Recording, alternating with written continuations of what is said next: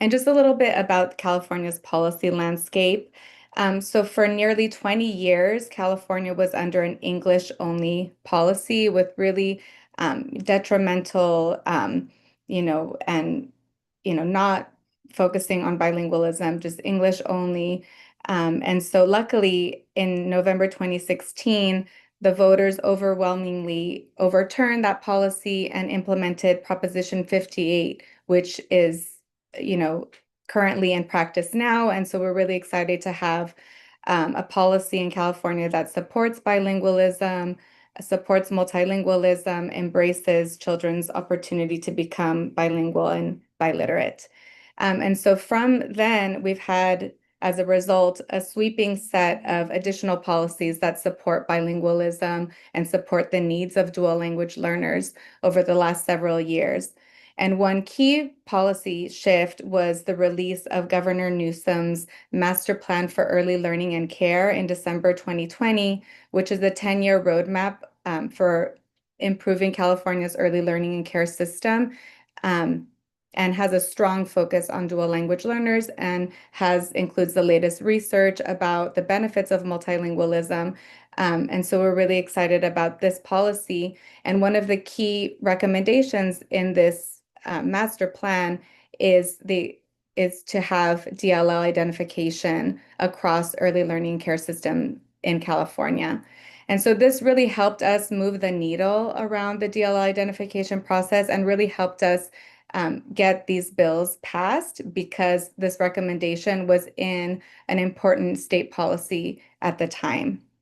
And so that's why Early Edge and partners, Californians Together, California Association for Bilingual Education, Catalyst California, and the State Superintendent of Public Instruction, Tony Thurmond, co-sponsored AB 1363, which was signed in 2021 to be the first in the nation to establish this assets-based process for identifying dual language learners in California state preschool programs. And at that time, we started with state preschool programs because at that time, many early learning and care programs were shifting to be administered by the California Department of Social Services. So we wanted to start with a program that was still staying within administration of California Department of Education. And then once that bill was underway and being implemented, we then sponsored AB 393, which expanded the DLL identification process to additional programs, Title V programs, which are General Child Care, CCTR, and CMIG, Migrant Child Care, both administered by California Department of Social Services.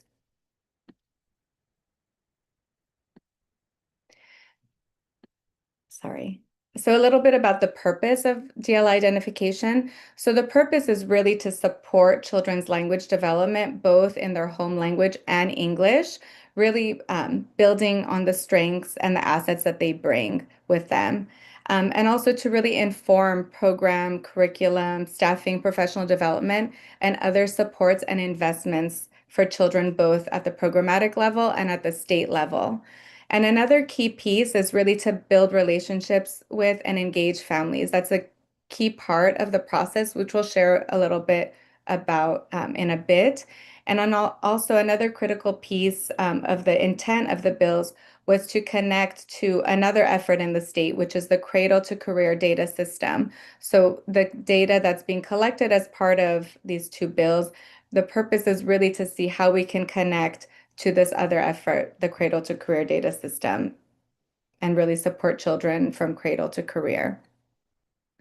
And just a little bit about the benefits of the identification process. So this is, first we identify children as dual language learners. So really bringing and their, building on their assets, not as English learners, really showing that they have the potential to become bilingual and biliterate, really building on their cultural and linguistic assets, really promoting multilingualism and helping families keep their home language. So a key piece of the process involves communicating with families, sharing about the benefits of bilingualism, and also sharing resources for how families can continue to develop their home language at home, as well as the important role that the home language plays in English language development. So that's it for the background about the bill. I'll now introduce our other panelists who are going to share a little bit about their role um, and where they are in the process. So from CDE, we have the Patricia Gonzalez Paz. She's a child development consultant in the policy office of the Early Education Division at California Department of Education, as well as Valentina Ware, who's also from CDE. And then from the California Department of Social Services, we have Jagdish Maju, who is the Child Care and Development Consultant from the Policy Office of the Child Care and Development Division at the California Department of Social Services. And also from the California Department of Social Services in the Dual Language Learner Unit, we have Momna Shabazz, Valerie Sanchez, and Sandra Gonzalez Pabon. So welcome and thank you so much for being here and looking forward to hearing from you about where things are on your end. And so I'll first pass it over to Patricia, who's going to share a little bit about their age, their role in the work, why they're engaged, as well as their goals.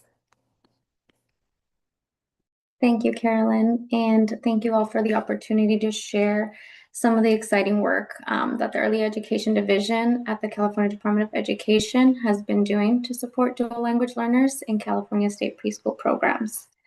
In the continued work on equity, diversity, inclusion, and belonging, supporting dual language learners or multilingual learners has been a key area of focus at CDE.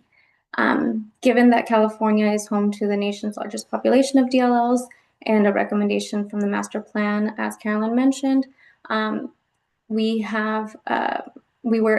since the passage of AB 1363, CDE was tasked with helping to roll out that implementation with support from our partners, such as Early Edge, Californians Together, Catalyst California, First Five California, as well as other co-sponsors of the bill, and our Universal Pre-Kindergarten Research Design Team.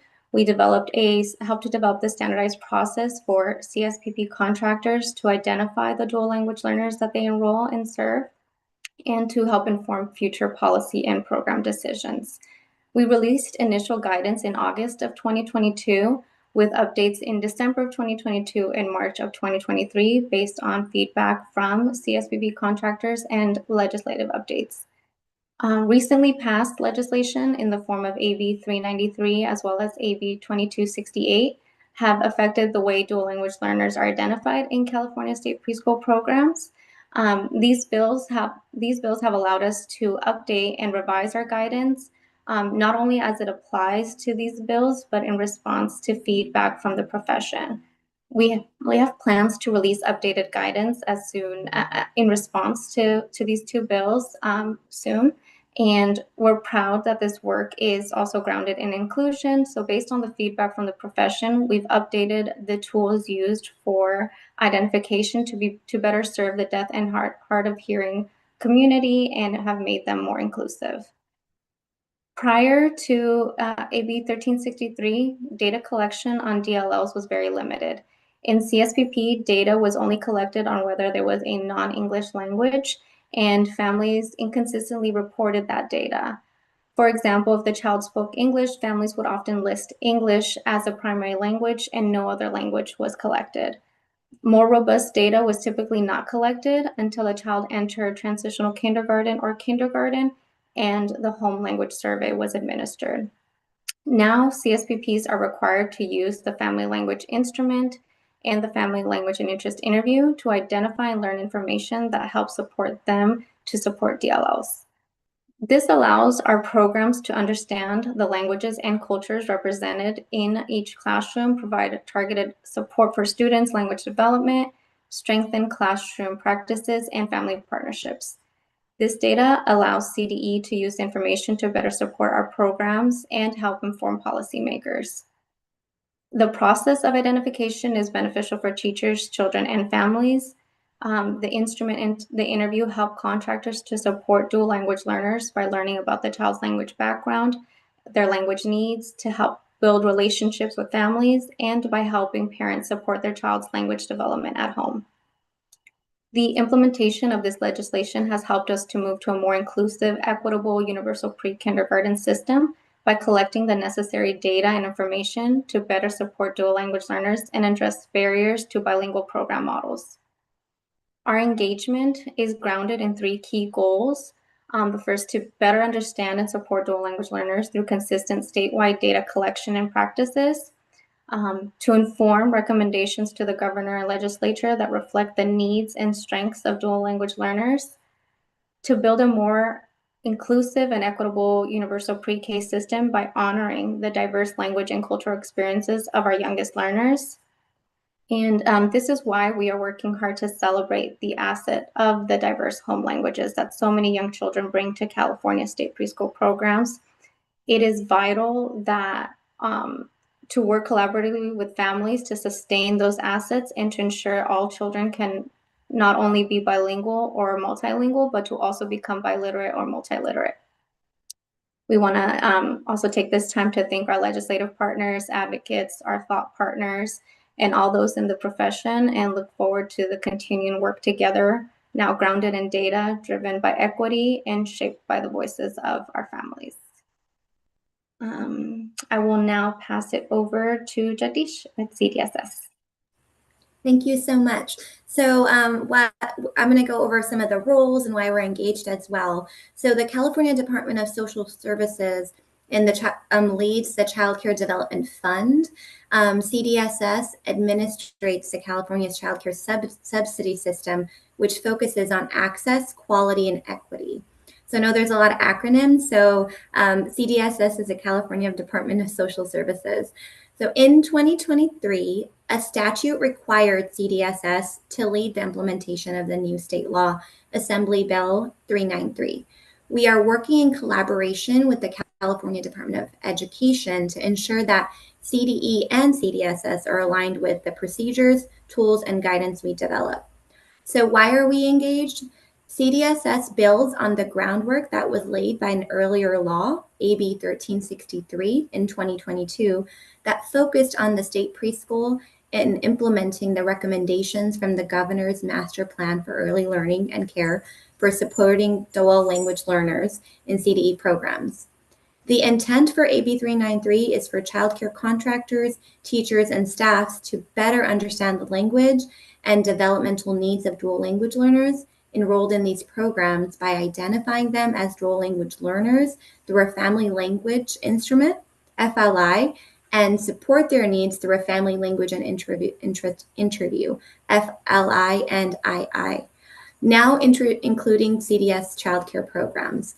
So the identification of dual language learners will improve program quality and inform the allocation and use of state and program resources to better support dual language learners and their linguistic and developmental needs for success in school and in life. So our goals are that the law requires us to develop and implement a standardized identification process and guidance for DLLs in programs with which we directly contract. It is modeled after what was developed for the state preschool by CDE. This information is then used from the tools to inform the institutional and program policies and practices that are necessary to support simultaneous development of a child's home language and English. The law also requires that programs report key DLL data as a part of their existing funding applications and reporting procedures. Importantly, these procedures are designed to be implemented in collaboration with families, honoring families' critical role in a child's language development. I'm going to now pass it back to Carolyn. Thank you. Thank you both for that great update on where things are and why you're involved. So now we wanted to just do a little round robin, some questions to you both about, first, what are you most proud of with this endeavor? That can be for Patricia. Thank you. I would say it would be the data. So historically, our CSV data on children's language was very limited. And so with the passage of AB 1363, we now have access to more robust data and are using it to better understand the different languages and cultures in the classroom and better support the students that we serve. For example, data provided under most frequent written and verbal communication preferences on dual language learners has allowed us to provide translations of the instrument and the interview in the languages that make up the CSPP families. We also now have access to data on language proficiency among preschool educators. So this allows us to look into our workforce and the language support that is being offered to help then make informed policy recommendations regarding workforce or professional development as needed. Thank you, Patricia. That is very exciting. And Jagdish, what are you all at CDSS most proud of?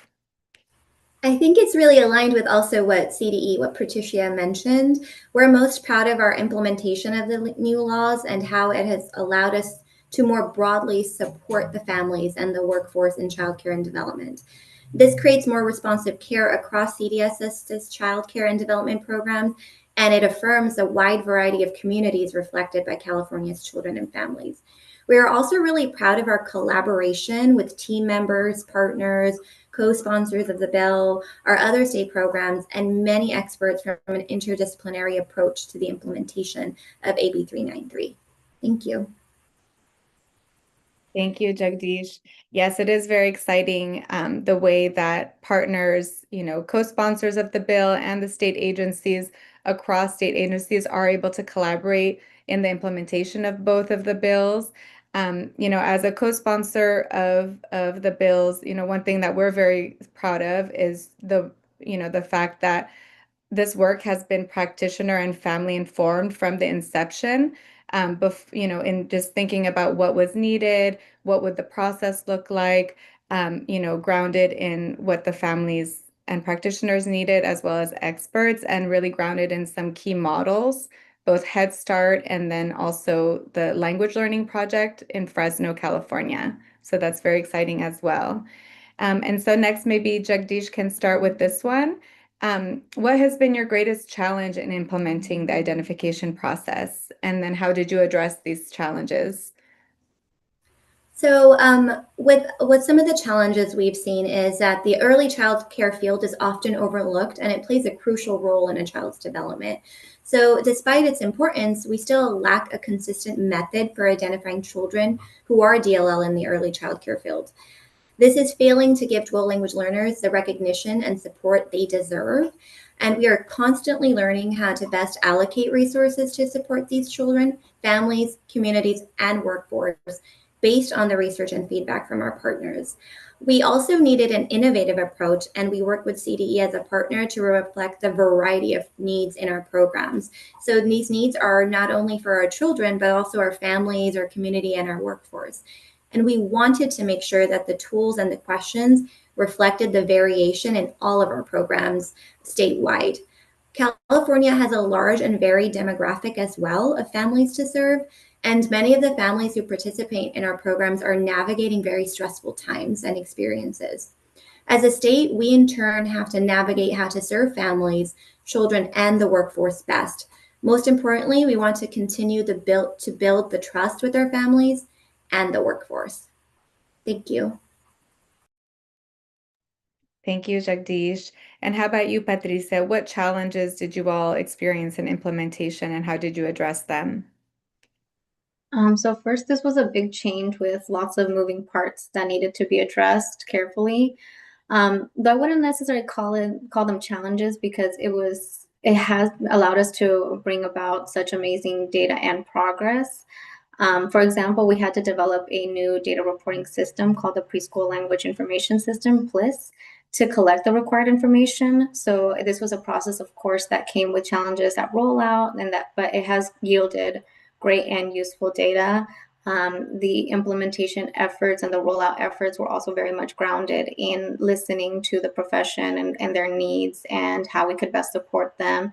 And things that have come out since then have been something like the Dual Language Learner Support webpage or the Preschool Language and Information System landing page, both pages that we developed as a response to this to better support the profession. And additionally, as implementation rolled out, we would realize that changing like a small change to implementation would really strengthen the end result, or new legislation would pass, which resulted in us having to revise and rescind our guidance. However, as I mentioned previously, each instance then gave us the opportunity to make meaningful adaptations. As I mentioned before, we were able to go back in and make some of the guidance clearer, and update our tools to be more inclusive. So even though they could be seen as initial challenges at start, they really do allow us to take all of that information back and see how we could best support the profession, dual language learners, and the families that we serve. That's Thank great, you. Patricia. Thank you.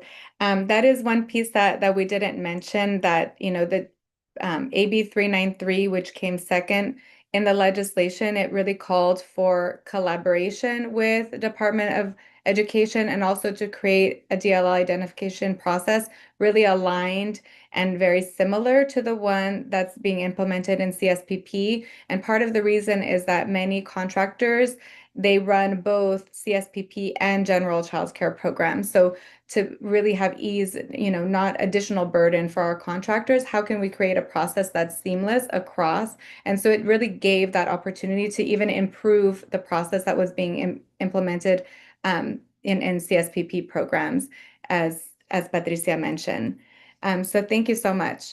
And then the last question is, what are you most excited about moving forward? So we can start with Jagdish for this one. So what we're most excited about is that we have a team of specialists and that are going to work for dual language learners and helps create the supports and guidance we would need in the future. And so that is what we're most excited about. We're also excited about using the data to get a better understanding of the demographics of children and children in childcare and development programs and their needs to support data-informed decisions. We're also really excited to help family child care home providers in California. As you mentioned, Carolyn, we have a vast majority of programs. And so in the future, we want to use our tools, the DLL tools, to help our family child care home providers build on their expertise with families in their programs. We are also looking forward to providing ongoing support to families and the workforce through our quality initiatives in California. And I think something that I want to say that our team has really accomplished is our guidance and tools. We had a webinar where we had over 400 attendees already. So that's super exciting. We have that engagement. And then also being able to provide these tools in 13 different languages. One of them is English. But it's so exciting to be able to ensure that our families are getting the resources they need. So that is at the center of our team, our specialists' motivation for this. And it's super exciting to move forward with this approach. Thank you. Thank you, Jagdish. Yes, that is very exciting. The translation in so many different languages to really make the information and the tools accessible to so many families. And Patricia, what are you all most excited about moving forward? We are most excited to see the response to the updated guidance from the profession, to the response to the updated inclusive tools from parents and families, as well as the expansion of the translations available now in response to the languages that we see in our actual classrooms, and also the response to upcoming support documents for both the profession and parents and families that we are working on. Again, a lot of this comes from hearing from the profession and parents and families. So we have worked internally with the Multilingual Support Division to create parent-facing document that really walks them through the language identification process from preschool through the third grade system, so P3 system, and also an educator-facing document that really helps to make that connection and make it more of a seamless transition and for both educators and families. So as you mentioned before, Kellen, we do have that connection, that cradle to career, and we really want to make it as seamless as possible with all the supports that we can provide. And we're also very excited, of course, for the wider reach of the work that now that it will have with the implementation of AB 393. It has been great to really be thought partners with CDSS as we both look forward to having our guidance out and supporting the profession, and of course just excited to see what more is to come, because I mean, when AB 1363 came out, now having AB 393, the possibilities are now limitless. So we're very excited to see what else is to come and what it could offer for the profession and for our families.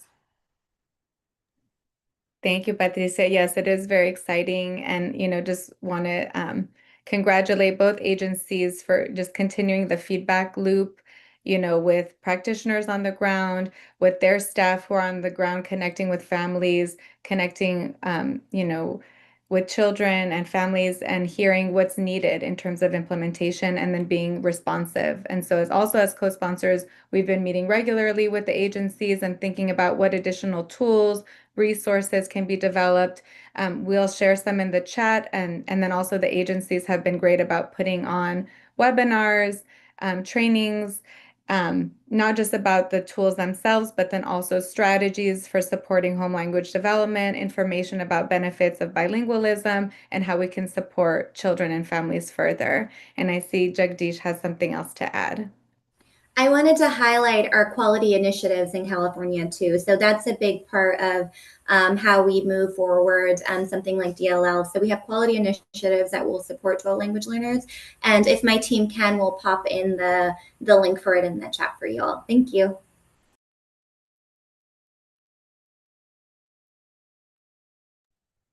So those were all of the questions that we had. I think we're now turning it over to the Q&A that Kate is going to facilitate. So thank you all so much. Yes, thank you all so much. Thank you, Carolyn, for facilitating those questions, and for CDE and CDSS for giving such amazing answers to these questions and for filling us in on all of the amazing work happening in California. We have a few questions from the audience, so I'll read them out and then I'll pass them along to each of you in turn. So we've talked a little bit about the different languages available, but someone's asked here that often when we talk about ELs and DLLs, especially in the state of California, you often think of Spanish speakers. So could you speak a little bit more about how folks are thinking about this more broadly, what other communities specifically are being involved, what languages have been translated, and are there plans to translate into any more languages beyond the ones that are already available? Patricia, if you want to take it first. Yes, thank you. I'm looking at some of the data now. The most used languages that we have identified just within CSPP have been English, Spanish, Cantonese, Punjabi, Persian, Vietnamese, Arabic, Mandarin, Korean, Haitian, and then we also have a field that indicates other. Now, the other field does help us in the long run to help to determine what other languages we need to do further translations, either for the tools or just communications documents as they are released. The list that I provided now, that would be the list of the translated documents that we will be the translations that we will be offering for the Family Language Instrument and the Family Language and Interest Interview. Again, that was just based on data that has been collected from the PLIS from the start of implementation, and now which we were able to go back in and offer those translations. With regards to what more can we expect, again, if ever given the opportunity to go back in and either make changes due to legislation or whatever the case, and we are allowed or permitted or have the means to do so, we will more than likely look back into our data and see, like, okay, which new languages are representing our communities and our families, and we will make the necessary updates as needed. Thank you. Thank you, Patricia. Jagdish or Mamna, do you have anything to add to that as well? Yeah, I can add that. That's a really amazing question, and I really appreciate that question, because we are a state with a lot of variety in our demographic, and pockets of our state have different languages and we need to make sure there are resources available for our childcare providers and contractors in those pockets. So I do want to emphasize that our tools are in the top 12 home native languages. So the tools are more focused on home language. And so it's not only, we know that there are a lot of Spanish speaking children, but it's not only for that demographic. We are also making sure that we get feedback from our contractors and providers on the ground to ensure that we provide them the tools they need. And then I would like to also say that we want to work with our partners to also translate resources. So any toolkits that can be available to parents or the workforce, we want to also do that. And in the future, we are collecting data. So that's an ongoing process, and it's a process of improvement, right? So as you collect data, you see what the needs of the communities are. And so that's really at the basis of our work, is to ensure that our communities and our providers and childcare contractors are getting what they need for their families. So that is kind of the approach we're taking. And as we're going, we're learning a lot, and we're ensuring that we're using the most relevant information and research we can to give the tools to our families and our providers and childcare workers that they need in real time.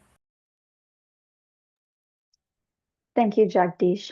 A question kind of in the similar vein, we have someone wondering if you can share if you've run into any issues with implementation since the executive order regarding English as the official language in the United States.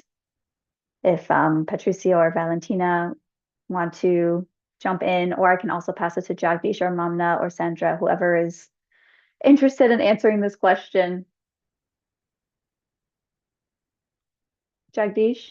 Sorry, I was still muted. I can take this question. So we are really aware of the executive orders and the executive orders on DEI and immigration status, and we're tracking that information.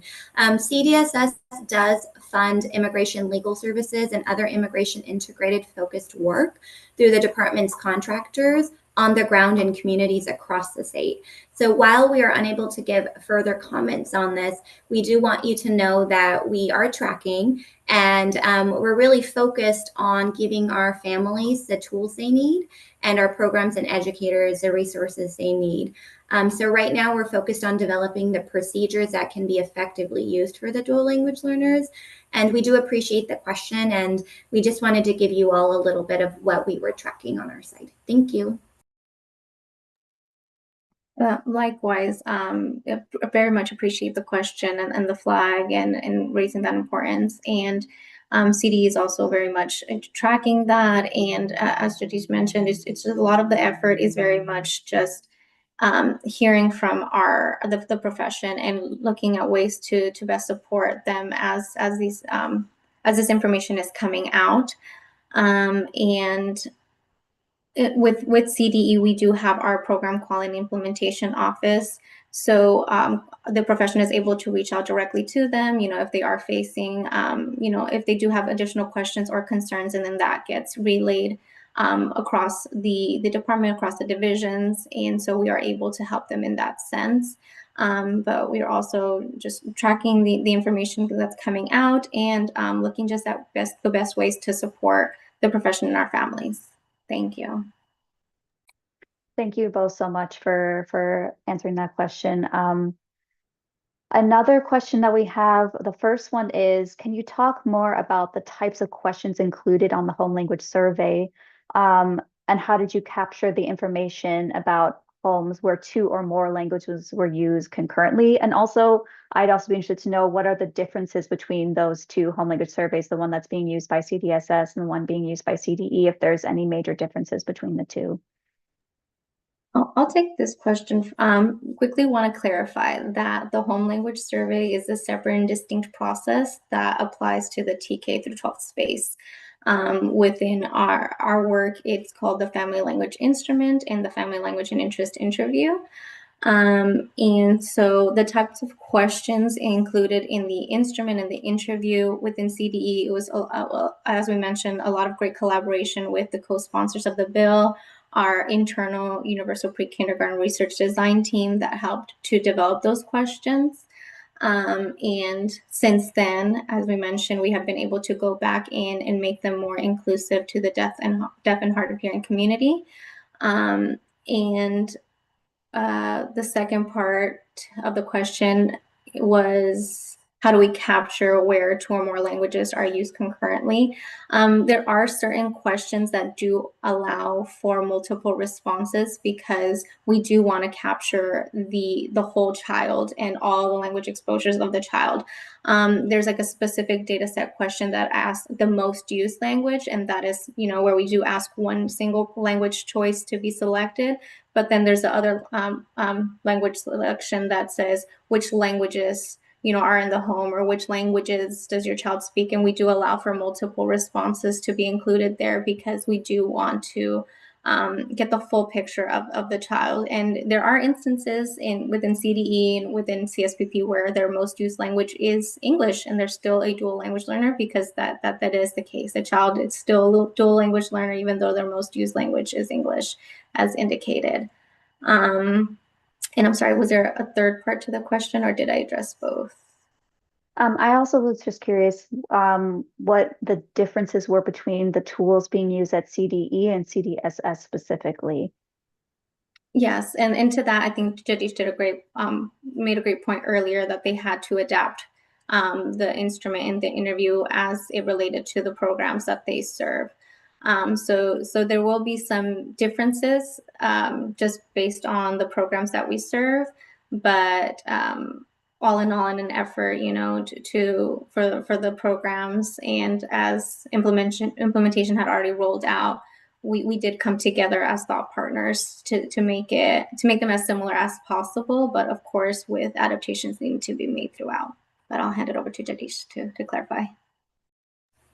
Thank you. So one of the main differences I would say for CDSS is that we serve infants and toddlers, and we serve up to 13-year-olds in our programs for childcare and development.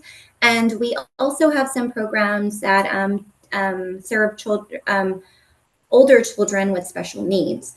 And so we wanted to ensure that our tools were inclusive of all of the age ranges and developmental needs that are within our programs. And I can speak to the tools for the family language instrument. That instrument is given to the family initially, and that these are optional. I do want to emphasize that this is collaborative. This is optional for a family to partake in, and we want to make sure that there is relationships are built between childcare workers and the families so that they feel comfortable with these tools. So there's a family language instrument, and then there's a family language interest interview. The interview dives in deeper to get to know the family. So it gives a more comprehensive look of where is a child exposed to different languages. What is the language that parents might speak at home? What activities does a child do in certain languages? So it really gives a deeper dive into the child as a whole and different contexts that they might be in. And this is all to really inform the teacher and the child care providers or workers to help them understand what the needs of the child are and the family. So we really want to emphasize that it's the child and the family, because we have different communities and we want to ensure that there is trust built. So I hope that answers the question. We could put the links in the chat as well. But we aligned with CDE as best as we could, and we were excited that we could create robust tools that really reflected California in general. So it's highly accessible to our field, and you can use it with infants, you can use it with a 5-year-old, and you can do the instrument beforehand. And if the family doesn't want the interest interview, that's okay. So it's really about building that trust and being able to engage families, because if you don't engage families, you can't really engage the child as well, right? And so that's what we're really focused on. Thank you for that question. I really appreciate it. Absolutely. Thank you, Jagdish and Patricia. We have another question here. So how do you all, if you do, envision these tools being used to expand access to dual language education for preschool? So I guess this is more for Patricia for CDE. I think Carolyn raised her hand. So Carolyn? I can add here just from the policy side Great. that in the master plan for early learning and care, it also calls for the expansion of dual language programs in early childhood.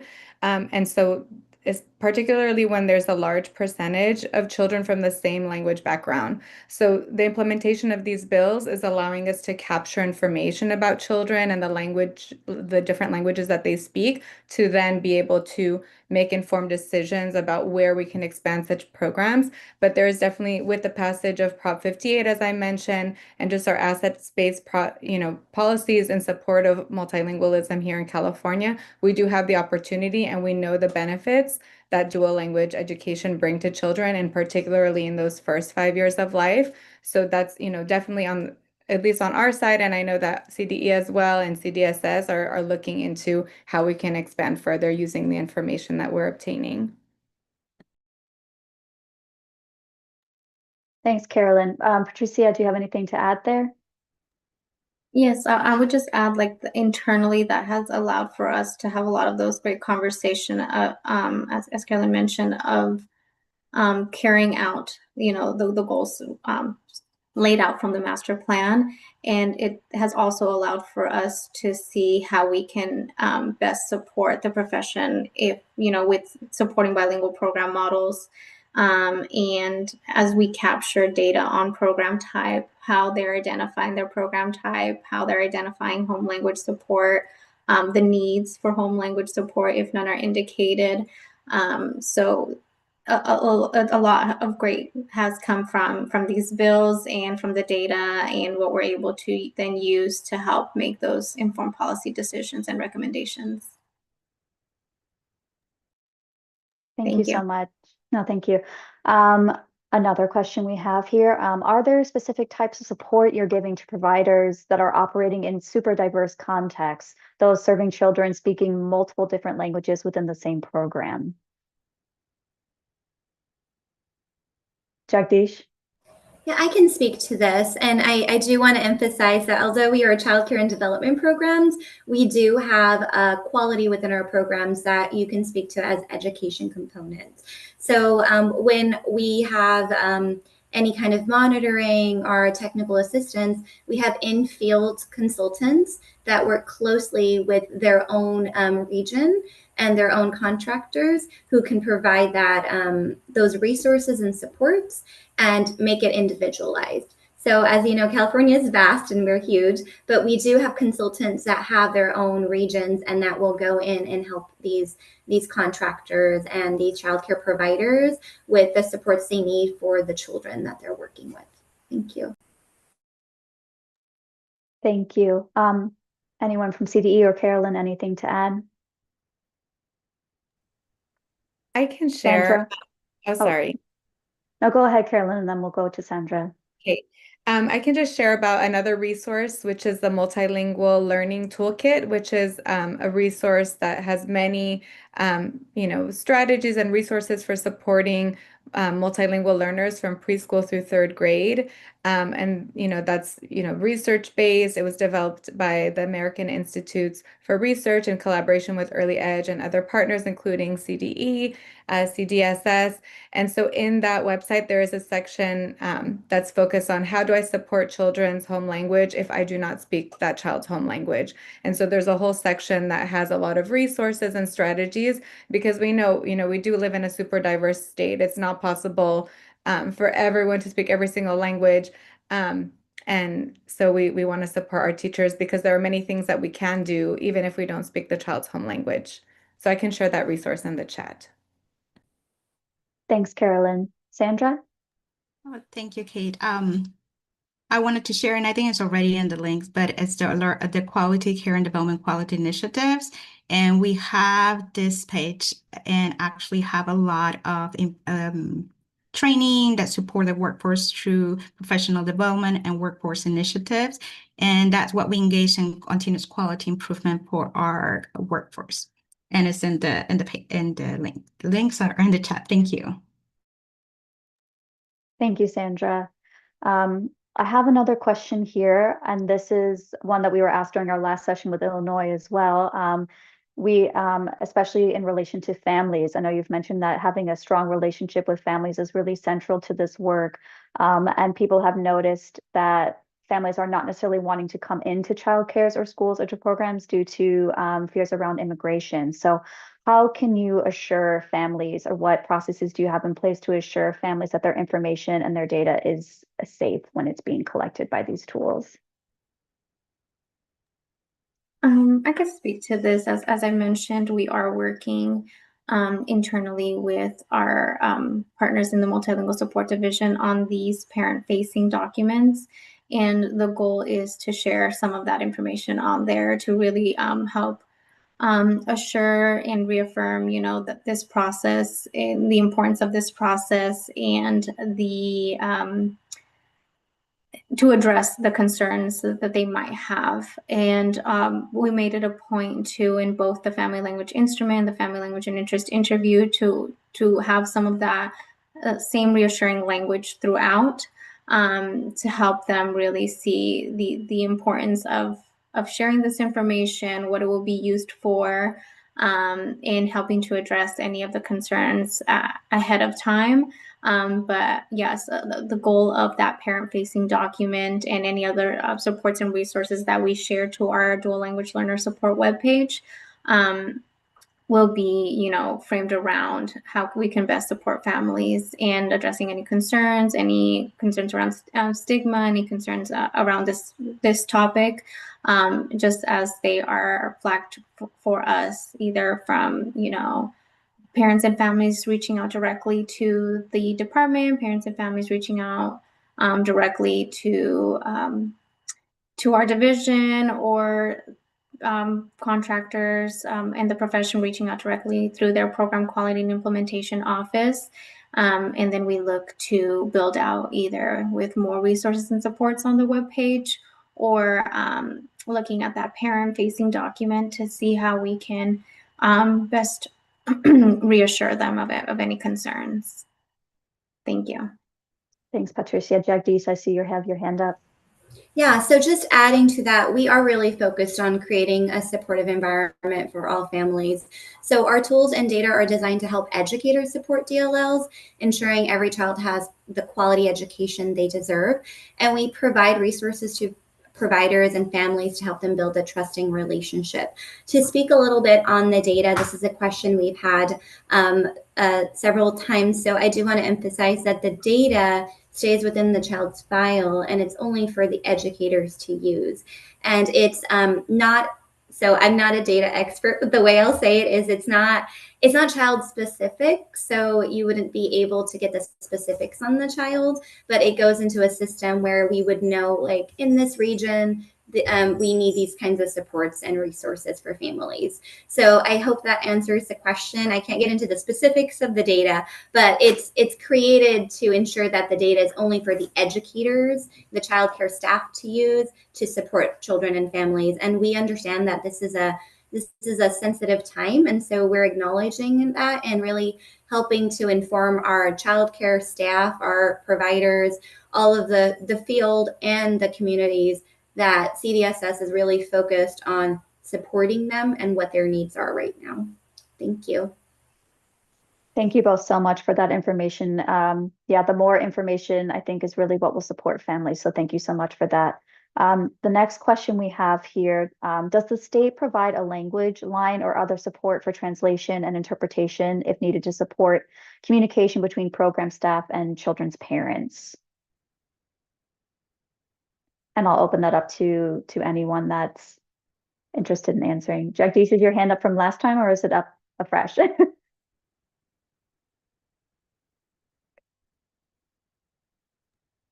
you mind to Again, repeat the question, please? I'm sorry. Sure. So they're just wondering, does the state provide a language line or any support for translation? So interpretation supports that is needed between staff and then the children's parents. So I can say that we do have we do have our in-field consultants who go out, and our regional contractors and providers can reach out to them. And then we do have emails, and we do have numbers that families can call for support. I think I also mentioned that we have legal services that our contractors work on, immigration integrated focused work through our department contractors. So we do have some resources for the families to reach out to for as well, but they're more on the local level, I would say.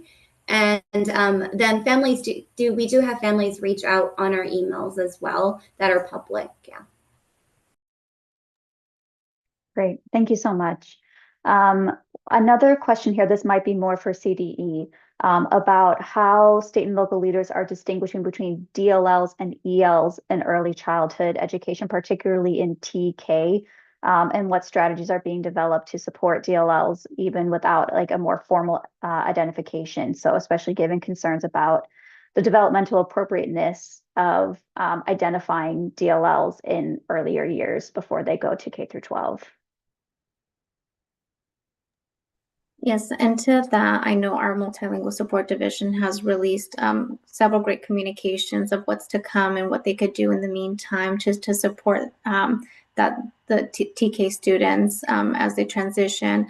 I would say that was the main focus of why we created that educator-facing document that really emphasized on the differences, because terminology was huge. So we have CSBP. Dual language learners, TK. We do not have a specified term for them just yet. We don't have a specific screener just yet. And then we have K through 12 ELs. So that educator-facing document really goes deeper into the differences, how to best support them at each stage of that language, of their language development through their educational careers.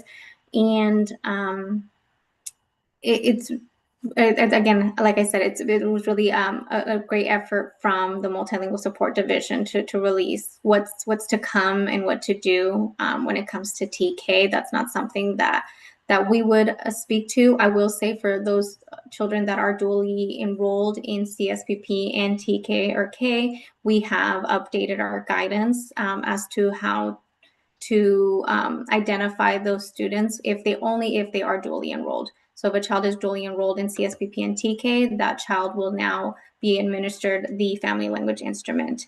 If they are dually enrolled in CSPP and kindergarten, we can use their EL identification from kindergarten for their DLL status. So we did have to go in response to Assembly Bill 2268 and make updates to our guidance with regards to those dually enrolled students, but we really cannot speak specifically to the processes or what's to come with TK, but I believe Carolyn is going to. I can add more here just to provide some more context for those who are not from California on the call. And AB 2268 that Patricia mentioned was Early Edges bill, also in collaboration with Californians Together and CABE. So here in California, we have a program, Transitional Kindergarten, which originally served children born older 4-year-olds, born between September and December. And, very exciting. We have now expanded this program to be available to all 4-year-olds in the state. Universal preschool, we're becoming the largest universal preschool program in the nation with this expansion. And so with that, we're now serving much younger children. And so to ensure that we are implementing developmentally appropriate practices and assessments, we implemented the bill AB 2268 to find a way of identifying our multilingual learners using a developmentally appropriate assessment, because the one that was being used previously was developed for older 4-year-olds and kindergarten children. So that process is still underway. And so in the latest final budget, the governor included $10 million for an allocation to identify a language screener for multilingual learners in TK. And so we're excited to share next steps and additional information once that becomes available. But in the interim, as Patricia mentioned, the Department of Education has released guidance and resources for how to identify and support multilingual learners in the interim. And there are a lot of great resources, and they also put together a webinar to support the field with resources and strategies for how we can support our young multilingual learners in developmentally appropriate ways and really supporting their home language as well as English development. Thank you, Carolyn. We're coming close to the end of our time here, so I want to go ahead and take a moment to thank everyone who was able to join us. Carolyn from Early Edge and everyone from the Department of Education, the Department of Social Services. We really appreciate your time and your wonderful insights into all the wonderful work that's happening in California. Thank you to the audience for everyone who was able to join us. I apologize if we weren't able to get to your question, but we answered as many as we were able to get to today. But an audio and a video recording of this event will be available on MPI's website. Reporters on the call can contact Michelle Middlestat with any questions that they might have. So thank you once again to everyone who was able to participate today, our audience members, and have a wonderful rest of your day. Thank you so much.